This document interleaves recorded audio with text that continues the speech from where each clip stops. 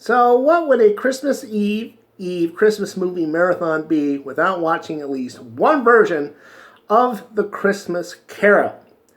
Now, the Christmas Carol, of course, is that famous public domain Christmas story that everyone has made a version of. There's just been hundreds of versions of the Christmas Carol in movies, TV shows, and cartoons. Everyone, of course, has their favorite Christmas Carol movie. Maybe it's the one with George C. Scott, or the one with Bill Murray, or the one with Patrick Stewart, or the one with the Muppets, or the one with the Disney characters, or one of the porno versions. You know, you could do a Christmas movie marathon just on the Christmas Carol movies, but I decided to only watch one, and that was the 1979 TV special, Ritch Little's Christmas Carol. Now, Ritch Little was a famous comedian and a very, very good impressionist. He can do impressions of all sorts of people, and he brought that to this Christmas Carol special of his, where every character in the Christmas Carol was played by him doing one of his impressions. So you've got W.C. Fields is Ebenezer Scrooge. You know, Ritch Little doing W.C. Fields doing Ebenezer. He also had Paul Lynde as Bob Cratchit.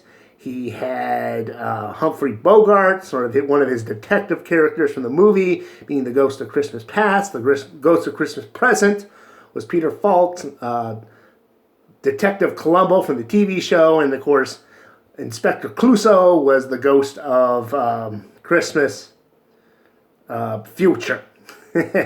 And Little Tiny Tim was played by Truman Capote.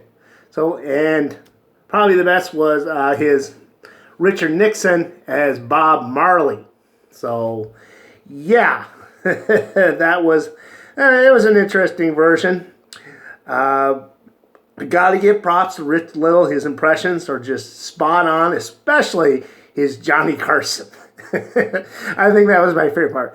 I think it was a mistake using the W.C. Fields character as Ebenezer, because W.C. Fields, I guess he was this droll talking guy, so it doesn't work for Ebenezer Scrooge. I don't know what other character he could have used, but aside from that, I enjoyed it. I won't say it's timely. There are a few jokes here and there I didn't get because I guess they were funny back in 1979. They're just not funny now. But all around, I can respect Ritch Little and his amazing abilities to do characters.